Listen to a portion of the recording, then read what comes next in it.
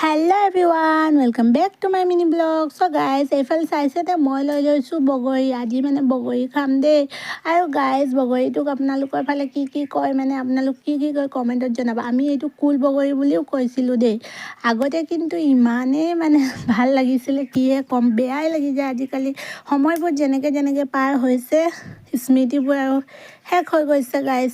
আৰু আগতে মোবাইল চোবাইল নাছিলে বুলি নহ'লে কিমান যে ভিডিঅ' কৰি থলোঁ হয়, মানে বগৰী খোৱাৰ কাৰণে ঘৰত কিমান গালি মাৰ খোৱাৰ নিচিনা হৈছিলে। আৰু মাৰ ধাৰ খায়ো মানে গালি শুনিও আমি একদম লগৰ সমনীয়া একগোট হৈ আমাৰ ঘৰত মানে আমাৰ ঘৰৰ ওচৰতে মেইন ৰোড আৰু দেই, মেইন ৰোডৰ কিনাৰে ডাঙৰ বগৰী গছজোপা।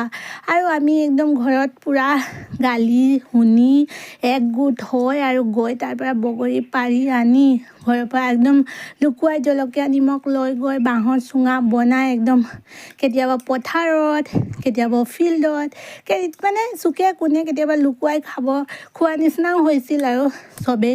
আৰু ঘৰত আহি কেতিয়াবা মাৰো খাইছিলোঁ, কাৰণ বগৰী খালেই কাহ হৈছিলে, মানে এনেকুৱা টাইপ আৰু অলপ টেঙা খালেই মোৰ বেছি কাহ হয় মানে চ' সেইটো কাৰণে সেইফালে বগৰী সানি লৈছোঁ আৰু খাইছোঁ। টেষ্টিটো খুব হৈছে, কিন্তু সেই সময়টোহে নাই আৰু সেই লগৰ সমনীয়াহে নাই।